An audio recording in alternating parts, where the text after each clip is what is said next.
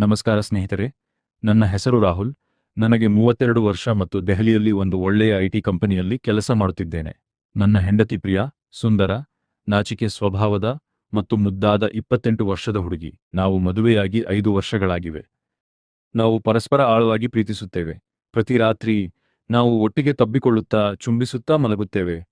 ಆದರೆ ಕಳೆದ ಕೆಲವು ತಿಂಗಳುಗಳಿಂದ ನಮ್ಮ ಜೀವನಕ್ಕೆ ಹೊಸ ಮಸಾಲೆ ಸೇರಿಸಲ್ಪಟ್ಟಿದೆ. ನಾನು ಆನ್ಲೈನ್ನಲ್ಲಿ ಆಟಿಕೆ ಆರ್ಡರ್ ಮಾಡಿದೆ. ದಪ್ಪ, ಉದ್ದವಾದ, ವಾಸ್ತವಿಕವಾಗಿ ಕಾಣುವ, ಅದು ಸೇರಿಸಿದಾಗ ಕಂಪಿಸುತ್ತದೆ, ಪ್ರಿಯಾಳನ್ನು ಸಂಪೂರ್ಣವಾಗಿ ತುಂಬುತ್ತದೆ. ನಿನ್ನೆ ರಾತ್ರಿಯ ಘಟನೆಗಳು ಇನ್ನೂ ನನ್ನ ಮನಸ್ಸಿನಲ್ಲಿ ಉಳಿದಿವೆ. ನಾನು ಕೆಲಸದಿಂದ ಸ್ವಲ್ಪ ತಡವಾಗಿ ಮನೆಗೆ ಬಂದೆ. ಮನೆ ಮಂದ ಬೆಳಕಿನಲ್ಲಿತ್ತು. ನಾನು ಮಲಗುವ ಕೋಣೆಗೆ ಹೋದಾಗ ಬಾಗಿಲು ಅರ್ಧ ತೆರೆದಿತ್ತು. ಒಳಗಿನಿಂದ ಸ್ವಲ್ಪ ಝೇಂಕರಿಸುವ ಶಬ್ದ ಮತ್ತು ಗಟ್ಟಿಯಾದ ಶಬ್ದಗಳು ಬಂದವು. ನನ್ನ ಹೃದಯ ಬಡಿತ ಜೋರಾಗಿತ್ತು. ನಾನು ಸದ್ದಿಲ್ಲದೆ ಬಾಗಿಲಿನ ಹತ್ತಿರ ಬಂದು ಒಳಗೆ ನೋಡಿದೆ. ಆ ದೃಶ್ಯವು ತಕ್ಷಣ ನನ್ನನ್ನು ನೆಟ್ಟಗೆ ಮಾಡಿತು. ಪ್ರಿಯಾ ಹಾಸಿಗೆಯ ಮೇಲೆ ಮಲಗಿದ್ದಳು. ಸಂಪೂರ್ಣವಾಗಿ ಆಗಿದ್ದಳು.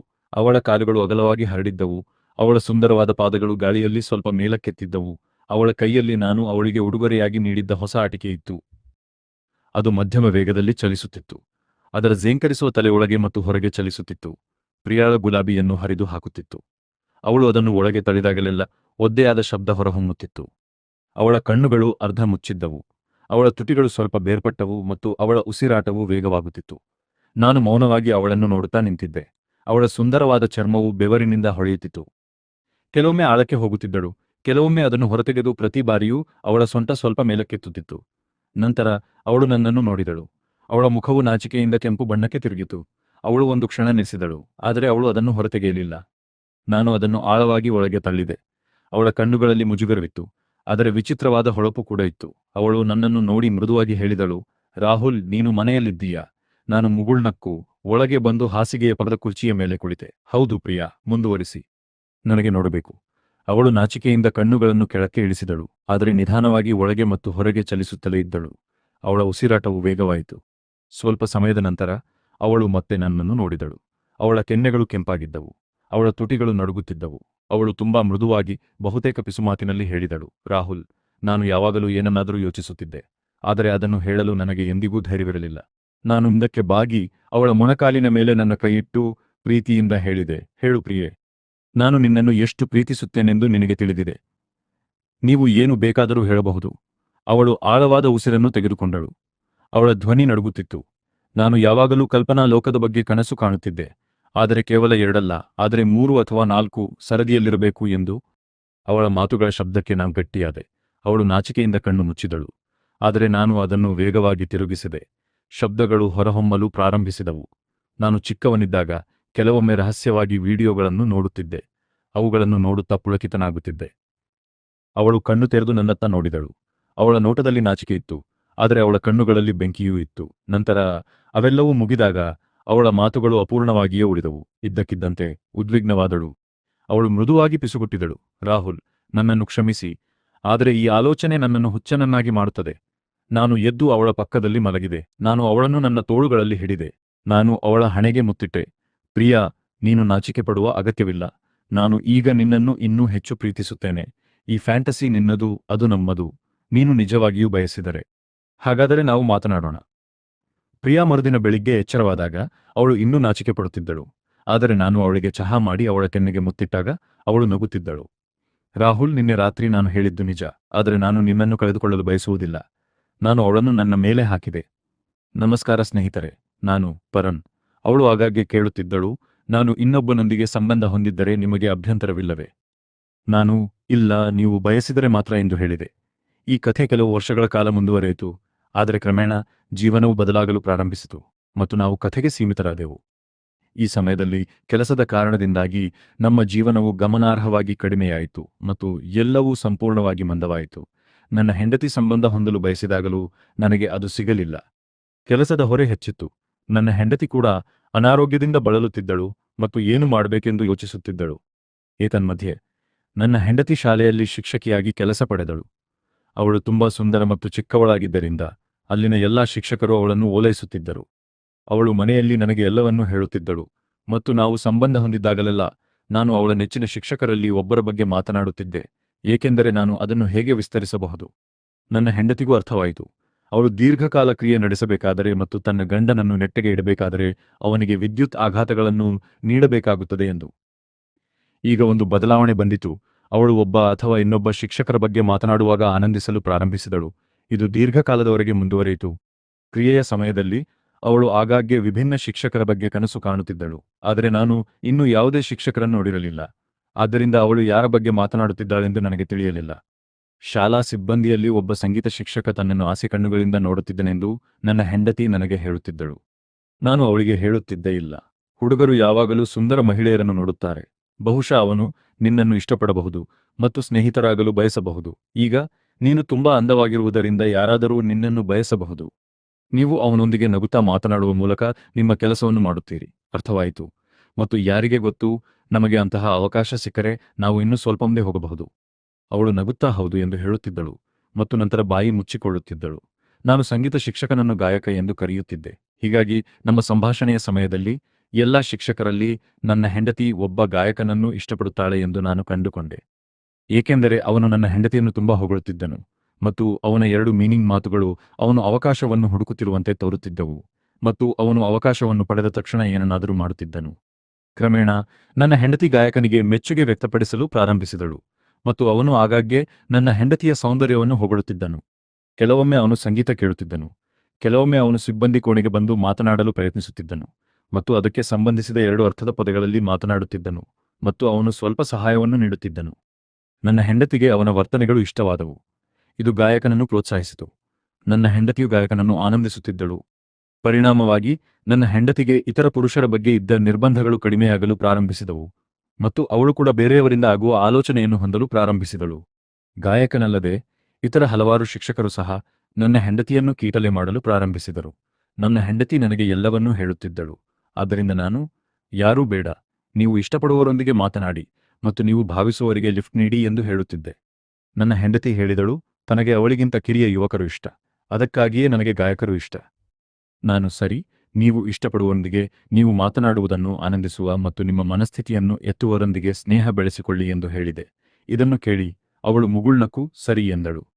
ಶೀಘ್ರದಲ್ಲೇ ನನ್ನ ಹೆಂಡತಿ ಮನೆಯಲ್ಲಿ ಪಾರ್ಟಿಯನ್ನು ಆಯೋಜಿಸಿದಳು ಮತ್ತು ಗಾಯಕನನ್ನು ಆಹ್ವಾನಿಸಿದಳು. ಗಾಯಕ ತನ್ನ ಸ್ನೇಹಿತನನ್ನು ಸಹ ಕರೆತಂದನು. ಆ ದಿನ ನಾನು ಪಾರ್ಟಿಯಲ್ಲಿ ಅವನಿಗೆ ಸಾಕಷ್ಟು ಮದ್ಯವನ್ನು ಕುಡಿಸಿದೆ ಮತ್ತು ಇತರ ಅತಿಥಿಗಳು ಹೋದ ನಂತರ ನಾನು ಅವನಿಗೆ ಮತ್ತೊಂದು ಪಾನೀಯವನ್ನು ನೀಡಿದೆ. ನನ್ನ ಹೆಂಡತಿಗೆ ಮೂಡ್ನಲ್ಲಿಡಲು ನಾನು ವೈನ್ ಕೂಡ ಕೊಟ್ಟೆ. ಎಲ್ಲರೂ ಹೋದ ನಂತರ ನನ್ನ ಹೆಂಡತಿ ಊಟ ಮಾಡಲು ಹೇಳಿದಳು. ಆದ್ದರಿಂದ ಅವರು ಊಟದ ಮೇಜಿನ ಬಳಿ ತಿನ್ನಲು ಪ್ರಾರಂಭಿಸಿದರು. ಆ ಕ್ಷಣದಲ್ಲಿ ನಾನು ಯಾವುದೋ ನೆಪ ಹೇಳಿ ಸದ್ದಿಲ್ಲದೆ ಕೋಣೆಯಿಂದ ಹೊರಟು, ಸದ್ದಿಲ್ಲದೆ ಹಿಂತಿರುಗಿ ಅಡುಗೆಮನೆಯ ಶೇಖರಣಾ ಕೋಣೆಯಲ್ಲಿ ಅಡಗಿಕೊಂಡು ಎಲ್ಲವನ್ನೂ ರಹಸ್ಯವಾಗಿ ನೋಡುತ್ತಿದ್ದೆ. ಅವರು ನಾನು ಹೊರಗೆ ಹೋಗಿದ್ದೇನೆ ಎಂದು ಭಾವಿಸಿದ್ದರು. ಈಗ ನನ್ನ ಹೆಂಡತಿ ಗಾಯಕ ಮತ್ತು ಅವನ ಸ್ನೇಹಿತನಿಗೆ ಊಟ ಮಾಡುತ್ತಿದ್ದಳು. ಎಲ್ಲರೂ ತಮಾಷೆ ಮಾಡುತ್ತಿದ್ದರು ಮತ್ತು ನನ್ನ ಹೆಂಡತಿ ಹೆಚ್ಚು ತಿನ್ನಲು ಒತ್ತಾಯಿಸುತ್ತಿದ್ದಳು. ಗಾಯಕ ಕುಡಿದಿದ್ದನು ಮತ್ತು ಪೂರ್ಣ ಮನಸ್ಥಿತಿಯಲ್ಲಿದ್ದನು. ಅವಳು ಅವನ ಹತ್ತಿರ ಹೋದಾಗಲೆಲ್ಲ ಅವನು ಅವಳ ಪೃಷ್ಠವನ್ನು ಮುಟ್ಟಿ ಹಿಸುಕುತ್ತಿದ್ದನು ಮತ್ತು ಅವಳ ಸೊಂಟವನ್ನು ಹಿಡಿಯುತ್ತಿದ್ದನು. ನನ್ನ ಹೆಂಡತಿಯು ಅವನಿಗೆ ಹತ್ತಿರವಾಗುತ್ತಿದ್ದಳು. ಆದರೆ ಅವನ ಸ್ನೇಹಿತನ ಕಾರಣದಿಂದಾಗಿ ವಿಷಯಗಳು ನಿಂತುಹೋಗುತ್ತಿದ್ದವು. ಊಟದ ನಂತರ ಅವನು ಬಾತ್ರೂಮ್ನಲ್ಲಿ ಕೈ ತೊಳೆಯಲು ಹೋದನು. ಆದ್ದರಿಂದ ನಾನು ಡ್ರಾಯಿಂಗ್ ರೂಮಿಗೆ ಹಿಂತಿರುಗಿ ದೊಡ್ಡ ಉಯ್ಯಾಲೆಯ ಹಿಂದೆ ಸದ್ದಿಲ್ಲದೆ ಅಡಗಿಕೊಂಡೆ. ನಾನು ಅಲ್ಲಿದ್ದೇನೆ ಎಂದು ಯಾರೂ ಗಮನಿಸಲಿಲ್ಲ. ಗಾಯಕ ಬಂದ ತಕ್ಷಣ ಅವನು ಸೋಫಾದಲ್ಲಿ ಕುಳಿತು ನನ್ನ ಹೆಂಡತಿಯ ಕೈಯನ್ನು ಎಳೆದು ತನ್ನೊಂದಿಗೆ ಕುಳಿತುಕೊಳ್ಳಲು ಬಿಟ್ಟನು. ಇದನ್ನು ನೋಡಿದ ಅವನ ಸ್ನೇಹಿತ ಗಾಯಕ ವಿಚಲಿತನಾಗಿದ್ದಾನೆಂದು ಅರಿತುಕೊಂಡು ಹಿಂತಿರುಗುತ್ತಿರುವಂತೆ ನಟಿಸಿ ಕರೆ ಮಾಡಬೇಕಾಗಿದೆ ಎಂದು ಹೇಳಿದನು. ಅವನು ಹೋದ ತಕ್ಷಣ ಗಾಯಕ ನನ್ನ ಹೆಂಡತಿಯ ಮೇಲೆ ಪ್ರಾರಂಭಿಸಿದನು.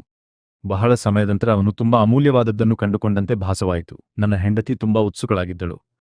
ನಾನು ಸದ್ದಿಲ್ಲದೆ ಹುಲ್ಲುಹಾಸಿನೊಳಗೆ ಹೋಗಿ ನಡೆಯಲು ಪ್ರಾರಂಭಿಸಿದೆ. ಸಿಗರೇಟ್ ಹಚ್ಚಿ ನನಗೆ ಏನೂ ತಿಳಿದಿಲ್ಲ ಎಂದು ನಟಿಸಿದೆ. ನಾವಿಬ್ಬರೂ ಹೊರಗೆ ಬಂದೆವು ಮತ್ತು ನನ್ನ ಹೆಂಡತಿ ಅಡುಗೆ ಮನೆಗೆ ಹೋದಳು ಮತ್ತು ಗಾಯಕ ಮತ್ತೆ ಕೋಣೆಗೆ ಬಂದು ಕುಳಿತಳು.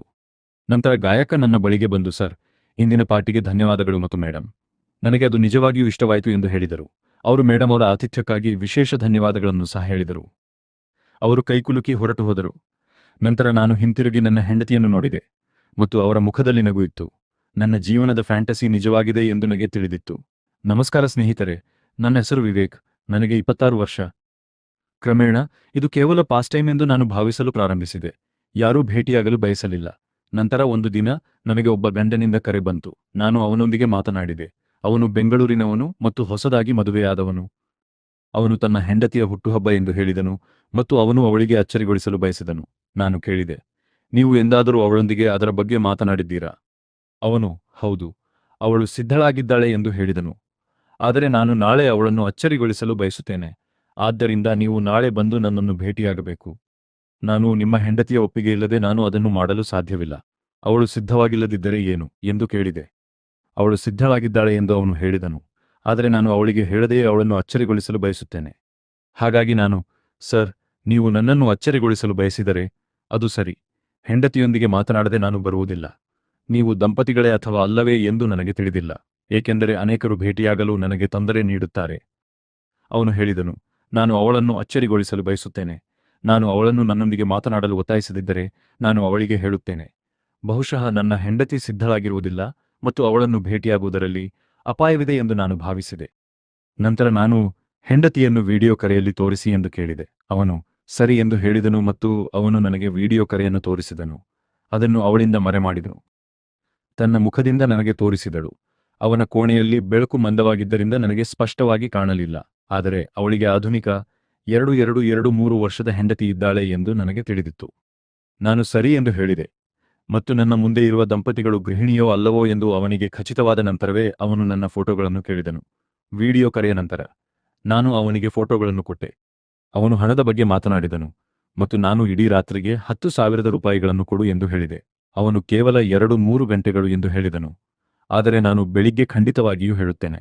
ನೀವು ಇಡೀ ರಾತ್ರಿ ಅದನ್ನು ಮಾಡಲು ಬಯಸಿದರೆ ನಂತರ ಮನೆಗೆ ಬನ್ನಿ. ಅವಳು ಸಂಪೂರ್ಣವಾಗಿ ಹೊಸಬಳು ಮತ್ತು ಅವಳ 2021 ಅವುಗಳನ್ನು ನೋಡಿದಾಗ ಅದು ಮಾಡೆಲ್ನಂತೆ ಭಾಸವಾಯಿತು. ನಾವು ಭೇಟಿಯಾಗಲು ನಿರ್ಧರಿಸಿದೆವು. ಬೆಳಿಗ್ಗೆ ಅವನು ನನಗೆ ಹೆಚ್ಚು ಸಮಯ ತೆಗೆದುಕೊಳ್ಳುವುದಿಲ್ಲ, ಕೇವಲ 3 ಗಂಟೆಗಳ ಕಾಲ ಮಾತ್ರ ಅದನ್ನು ಮಾಡಲು ಸಾಧ್ಯವಾಗುತ್ತದೆ ಎಂದು ಹೇಳಿದನು ಮತ್ತು ನಾನು ಬೆಳಿಗ್ಗೆ 11 ಗಂಟೆಗೆ ಹೋಟೆಲ್ಗೆ ಬರಬೇಕಾಯಿತು. ಅವನು ಬೇಗನೆ ನನಗೆ ಅಚ್ಚರಿ ಕೊಡಲು ಹೇಳಿದನು. ಅವನ ಹೆಂಡತಿ ಅವನನ್ನು ನೋಡದಂತೆ ದೀಪಗಳನ್ನು ಆಫ್ ಮಾಡಿದನು ಮತ್ತು ಹಾಸಿಗೆಯ ಕೆಳಗೆ ಅಡಗಿಕೊಳ್ಳಲು ಹೇಳಿದನು. ನಂತರ ಅವನು ತನ್ನ ಹೆಂಡತಿಯನ್ನು ಕರೆದು ಬರಲು ಹೇಳಿದನು. ಅವಳ ಮಾತ್ರ ಇದ್ದಳು. ಅವನು ಅವಳನ್ನು ಹಾಸಿಗೆಯ ಮೇಲೆ ಮಲಗಿಸಿ ಕಣ್ಣು ಮುಚ್ಚಲು ಹೇಳಿದನು. ಅವನ ಹೆಂಡತಿ ಕಣ್ಣು ಮುಚ್ಚಿದಾಗ ಅವಳು ಮುತ್ತಿಟ್ಟಳು ಮತ್ತು ಅವಳದನ್ನು ಮುದ್ದಿಸಲು ಹೇಳಿದನು. ನಾನು ಅವಳನ್ನು ಮುದ್ದಿಸಿದೆ. ಅವಳು ಅದನ್ನು ಸಂತೋಷದಿಂದ ಮಾಡಿದಳು. ನಾನು ಅವನನ್ನು 6 ಬಾರಿ ಭೇಟಿಯಾದೆ ಮತ್ತು ಅವನ ಹೆಂಡತಿಯನ್ನು 2 ಬಾರಿ ಒಂಟಿಯಾಗಿ ಭೇಟಿಯಾದೆ. ನಮಸ್ಕಾರ ಸ್ನೇಹಿತರೆ, ನನ್ನ ಹೆಸರು ಮನೀಷಾ. ನನಗೆ 30 ವರ್ಷ.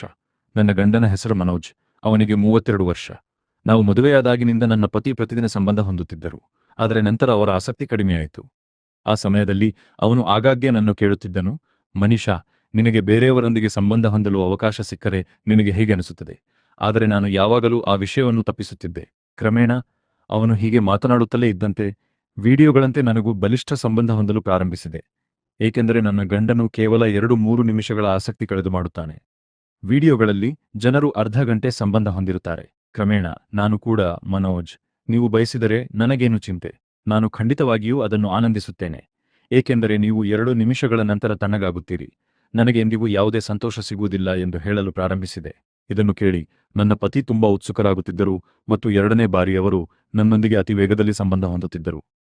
ನನ್ನ ಪತಿ ಒಮ್ಮೆ ಮನೀಷಾ ನಮ್ಮಂತೆಯೇ ಆನಂದಿಸಲು ಬಯಸುವ ವ್ಯಕ್ತಿ ಎಂದು ಹೇಳಿದ್ದರು. ನಾನು ಮನೋಜ್ ಅವರನ್ನು ಕೇಳಿದೆ, ಅವನು ಎಲ್ಲಿಂದ ಬಂದವನು ಮತ್ತು ಅವನು ಯಾರು ಎಂದು. ಮನೋಜ್ ಸರಿ, ನಾನು ಅವನ ವಿವರಗಳನ್ನು ಪಡೆಯುತ್ತೇನೆ ಎಂದು ಹೇಳಿದರು. ನಂತರ ಅವನು ಅವನ ವಿವರಗಳು ಮತ್ತು ಫೋಟೋಗಳನ್ನು ಕೇಳಿದನು. ನನಗೂ ಅವು ಇಷ್ಟವಾದವು. ನಂತರ ಮನೋಜ್ ಮತ್ತು ಆ ವ್ಯಕ್ತಿ ಫೋನ್ನಲ್ಲಿ ಮಾತನಾಡಿದರು. ಆ ವ್ಯಕ್ತಿಯ ಹೆಸರು ರಾಜೇಶ್ ಮತ್ತು ಅವನ ಹೆಂಡತಿಯ ಹೆಸರು ರಿಯಾ. ರಾಜೇಶ್ಗೆ 33 ವರ್ಷ ಮತ್ತು ರಿಯಾಗೆ 32 ವರ್ಷ. ರಿಯಾಳ ಆಕೃತಿ ನನ್ನದಕ್ಕಿಂತ ದೊಡ್ಡದಾಗಿತ್ತು. ರಿಯಾ ಸೀರೆ ಧರಿಸಿದ್ದನ್ನು ನೋಡಿ ಅವನಿಗೆ ತುಂಬಾ ಸಂತೋಷವಾಯಿತು. ನಂತರ ನನ್ನ ಗಂಡ ಮತ್ತು ಅವನ ಗಂಡ ರಾಜೇಶ್ ನಾವು ಯಾವಾಗ ಭೇಟಿಯಾಗಬೇಕೆಂದು ಒಂದು ಯೋಜನೆಯನ್ನು ಮಾಡಿದರು. ನಾವು ಒಂದು ದಿನ ಭೇಟಿಯಾಗಲು ನಿರ್ಧರಿಸಿದೆವು. ನಾವು ಒಂದು ಹೋಟೆಲ್ನಲ್ಲಿ ಭೇಟಿಯಾದೆವು, ಒಟ್ಟಿಗೆ ಊಟ ಮಾಡಿದೆವು ಮತ್ತು ಹೋಟೆಲ್ನಲ್ಲಿ 2 ಕೊಠಡಿಗಳನ್ನು ಬುಕ್ ಮಾಡಿದ್ದೆವು. ನಾವು ರಾಜೇಶ್ನ ಕೋಣೆಗೆ ಹೋದೆವು. ನಾವು ಸ್ವಲ್ಪ ಹೊತ್ತು ಹರಟೆ ಹೊಡೆದೆವು. ನಂತರ ರಾಜೇಶ್, ನಾವು ಮಾತನಾಡುತ್ತಾ ಸಮಯ ವ್ಯರ್ಥ ಮಾಡುತ್ತಿದ್ದೇವೆ ಮತ್ತು ವ್ಯವಹಾರಕ್ಕೆ ಇಳಿಯುವುದು ಉತ್ತಮ ಎಂದು ಹೇಳಿದರು. ನನ್ನ ಗಂಡ ಮನೋಜ್, ಹೌದು ರಾಜೇಶ್, ನೀನು ಹೇಳಿದ್ದು ಸಂಪೂರ್ಣವಾಗಿ ಸರಿ ಎಂದು ಹೇಳಿದನು. ರಾಜೇಶ್ ನನ್ನ ಬಳಿಗೆ ಬಂದು ನನ್ನ ಬೆನ್ನನ್ನು ಮುದ್ದಿಸಲು ಪ್ರಾರಂಭಿಸಿದನು. ಮನೋಜ್ ಕೂಡ ರಿಯಾಳನ್ನು ತಲುಪಿದನು. ಅವನು ಅವಳ ಸೊಂಟವನ್ನು ಹಿಡಿದು ಹತ್ತಿರಕ್ಕೆ ಎಳೆದನು.